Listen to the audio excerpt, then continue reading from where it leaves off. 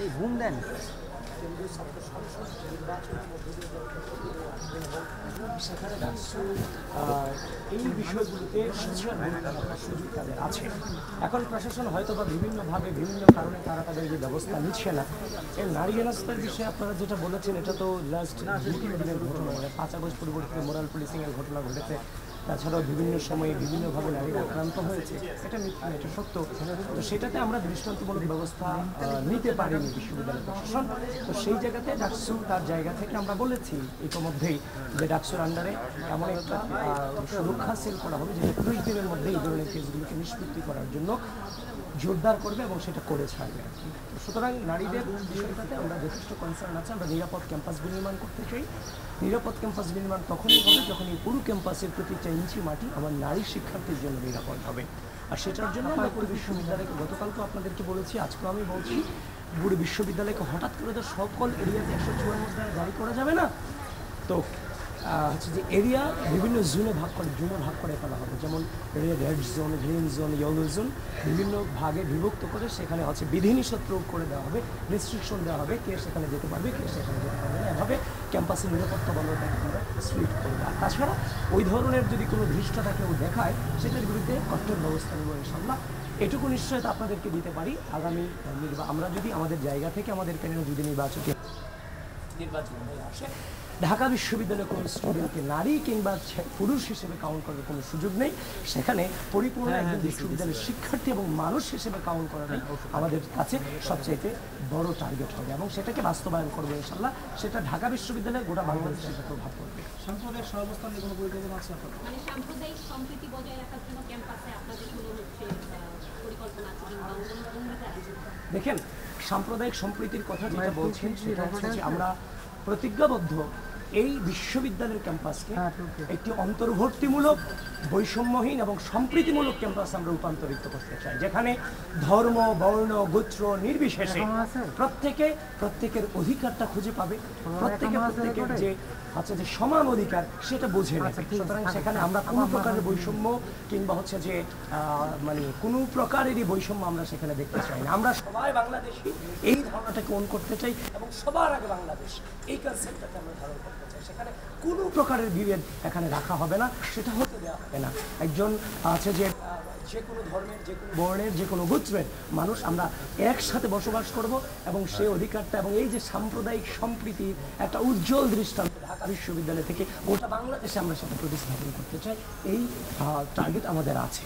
সেই সম্প্রীতির জন্য থ্রেট দেখতে পাচ্ছেন আপনারা? সম্প্রীতির জন্য থ্রেট আমার দৃষ্টিকোণ থেকে সেটা আমরা দেখতে পাচ্ছি না। তবে ঢাকা বিশ্ববিদ্যালয়ের সকল ধর্ম, বর্ণ, গোত্র নির্বিশেষে প্রত্যেকের তাদেরকেই বেছে নেওয়া উচিত যারা হচ্ছে যে কোনো প্রকার হচ্ছে যে সাম্প্রদায়িক ইস্যুতে কিংবা হচ্ছে যে কোনো বিভাজনে কিংবা হচ্ছে যে সকলের অধিকারের ব্যাপারে যারা সোচ্চার থাকবে তাদেরকেই তাদের বেছে নেওয়া উচিত। এবং বিগত যারা প্রার্থী হয়েছে কিংবা যারা ক্যান্ডিডেট আছে তাদের সম্পর্কে ঢাকা বিশ্ববিদ্যালয় যথেষ্ট অবগত আছে। সব কিছু মিলে বিগত সময়ের সকল ডাটা কালেকশন করে তাদের রিসার্চ করে সেরকম প্রার্থীদেরকে বেছে নেওয়া উচিত এসে আমি মনে করি। আর আমাদের জায়গা থেকে আমরা সাম্প্রদায়িক ঠিক আছে, এখানে আমরা ঢাকা বিশ্ববিদ্যালয়ের জায়গাটা থেকে যদি আমরা সেই জিনিসটা প্রতিষ্ঠিত করতে না পারি, গোটা বাংলাদেশ আমাদের কাছ থেকে পিছিয়ে যাবে। কারণ এই ডাকসু নির্বাচন তো এখন গোটা বাংলাদেশের ম্যাটার হয়ে গেছে, গোটা বাংলাদেশের মানুষের ডাকসু নির্বাচনের দিক তাকিয়ে আছে। সুতরাং ডাকসু নির্বাচনের দিক যেমনভাবে গোটা বাংলাদেশের মানুষ তাকিয়ে আছি, ঠিক একইভাবে আমরা যেন গোটা বাংলাদেশের জন্য রোল মানে একটা মডেল হতে পারি, যে আমরা যেন একটা মানে এত কালের যে অপসংস্কৃতিগুলো আছে এগুলোর এগেইনস্টে সুন্দর পরিবেশ উপহার দিতে পারি, সেই আশাটাও কিন্তু বাংলাদেশের মানুষ আমাদের কাছে। এবং আমরা দীর্ঘ রাজনৈতিক অপসংস্কৃতিকে মোকাবেলা করে আজকের এই জায়গাটাতে যেহেতু এসেছি, যে রাজনৈতিক অপসংস্কৃতি গোটা বাংলাদেশকে ধ্বংস করেছে একটা দীর্ঘ সময় ধরে, সেই জায়গা থেকে সেটার কোনো পুনরাবৃত্তি আমাদের হাত ধরে অন্তত হবে না, এটুকু নিশ্চয়তা আপনাদেরকে দিতে পারছে এবং গোটা দেশবাসীকে এবং ঢাকা বিশ্ববিদ্যালয়ের স্টুডেন্টকে। একটা প্রশ্ন আমার, ওটা হচ্ছে সামাজিক যোগাযোগ মাধ্যমে আগে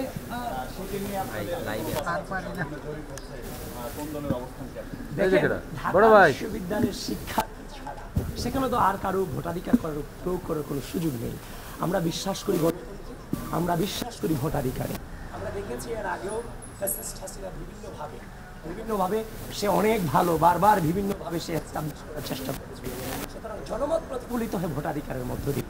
আমরা সেই ভোটাধিকারকে সম্মান জানি এবং সেই ভোটাধিকারের জন্য একটা দীর্ঘ সময় ধরে লড়াই সংগ্রাম করেছি। এবং সেই ভোটাধিকার ঢাকা বিশ্ববিদ্যালয় থেকে সূচনা হতে যাচ্ছে গণতন্ত্র এবং ভোটাধিকারে।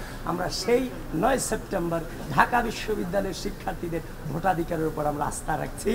সেই পর্যন্ত আপনারা অপেক্ষা করুন। সুতরাং অন্য কোনো ম্যাটারে আমরা আপাতত কোনো কনসার্ন দিচ্ছি না। কৌশলবিদের কাছে একটা খবর দেখা যাচ্ছে একটা প্রার্থী ক্লাসরুমে প্রচারণা চালাচ্ছে। এই বিরুদ্ধে আপনারা কোনো অভিযোগ দিবেন বা আপনাদের কিছু বলা যাচ্ছে কিনা আচরণ করতে পারবে? ক্লাসরুমে সরাসরি প্রচারণা শুধু গতকালকে নয়, আগেও আমরা দেখেছি অনেক প্রার্থী সরাসরি ক্লাসরুমে প্রচারণা চালিয়ে গেছে। এটা সুস্পষ্টভাবে নির্বাচনী আচরণবিধি লঙ্ঘন। সেটা দেখলাম যে মোটামুটি অনেক পত্রিকাতেও সেই নিউজটা এসেছে। সুতরাং যেহেতু আপনাদের কাছে এসেছে, আমার কাছে এসেছে, নির্বাচন কমিশনের কাছেও অবশ্যই গিয়েছে, এবং তারা কি ব্যবস্থা গ্রহণ করেছে সেটা তারা বলতে পারে। অবশ্যই তাদের আমাদের জায়গা থেকে হচ্ছে যে মৌখিকভাবে আমরা জানিয়েছি যে আপনারা, কিন্তু এর বিরুদ্ধে কোনো ব্যবস্থা কোনো পর্যন্ত আমরা দেখি। আবেদুল ইসলাম খান, আপনার কাছে একটা প্রশ্ন। আপনারা যারা 5ই আগস্টের পূর্বে কেউ কাউকে ছেড়ে দেন না, এই যে আপনারা 71 ছিলেন, আপনারা ট্যাগিং সব কিছু ভুলে দিয়ে একসাথে ছিলেন, কিন্তু এরপরে আমরা দেখেছি একজন আরেকজনকে অযাচিতভাবে ট্যাগিং ফ্রেমিং করছেন আপনারা একে অপরকে, প্রত্যেক দলের নেতারাই করছেন। তো গত 2-3 দিন আবার একটু নীরব আমরা দেখতে পাচ্ছি। আপনারা কি সেই জায়গা থেকে চলে আসছেন যে ট্যাগিং ফ্রেমিং আর করবেন না? আপনারা দেখেন, ট্যাগিং ফ্রেমিংয়ের যে কথাটা বলা হয়, 5 আগস্ট পরবর্তী সময়ে যে জিনিসটা নিয়ে বিশ্ববিদ্যালয়ের বিভিন্ন ক্যাম্পাসগুলোতে অনৈক্যের জায়গাটা তৈরি হয়েছে, সেটা হচ্ছে যে বিরাজনীতিকরণের একটা অপচেষ্টা হয়েছে। সেটা কিন্তু আপনারা সকলেই জানেন। তো এখন আওয়ামী রাজনৈতিক যে সংস্কৃতিকে ঘৃণা করে আমরা দীর্ঘ সময় ধরে লড়াই সংগ্রাম চালিয়ে গিয়েছি, এখন তাদেরকেই যখন ওই আওয়ামী রাজনৈতিক অপসংস্কৃতিতে ফ্রেমিং করা হয়, ট্যাগিং করা হয়, তখন ওটার বিরুদ্ধে কথা বলতে গিয়ে কিছুটা হচ্ছে যে উত্তপ্ত বাক্য বিনিময় হয়েছে, নানান ধরনের কথা হয়েছে।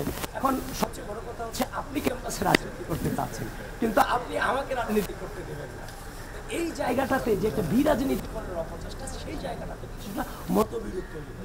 আশা করছি সকল পথের সকল মতের সকল ধরনের রাজনীতি করে কিংবা যারা মত পথের মানুষ আছে, আশা করছি আমরা এই অতীতের যে হচ্ছে যে আপনার নোংরা রাজনৈতিক সংস্কৃতি, সেটাতে আমরা যেতে চাই না। আমরা পুরো বাংলাদেশ ব্যাপী এবং পুরো ক্যাম্পাস ব্যাপী আমরা এমন একটা রাজনৈতিক সংস্কৃতি প্রচলন করতে চাই যেখানে শ্রদ্ধা, স্নেহ, সহনশীলতা, সহমর্মিতার মধ্য দিয়ে বিতর্ক হবে, ডিবেট হবে, কথা কাটাকাটি হবে, কিন্তু দিন শেষে আমরা এক এবং ঐক্যবদ্ধ থাকবো রাষ্ট্রের স্বার্থে।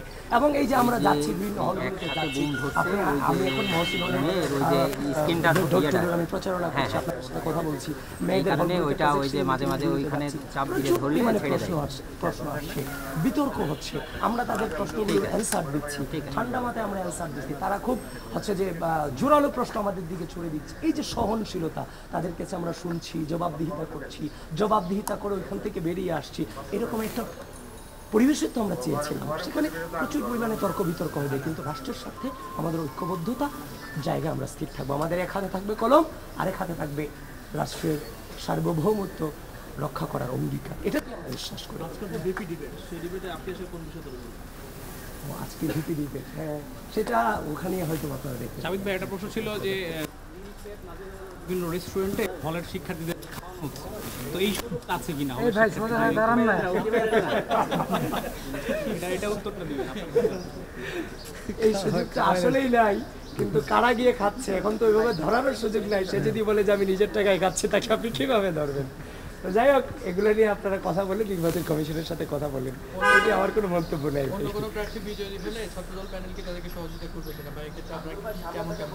আমরা গণতন্ত্র এবং ভোটাধিকারের প্রতি যথেষ্ট সহনশীল এবং শ্রদ্ধাশীল।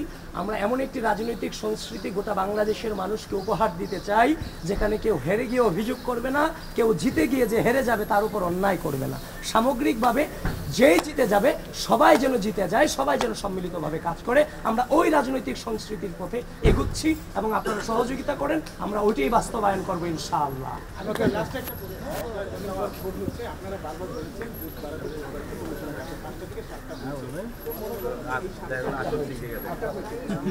কেন্দ্র 8টা, বুথ বাড়ছে। ভাই, এই জায়গাটাতে আমাদের কিছুটা সংখ্যা এখনো ভাই আছে।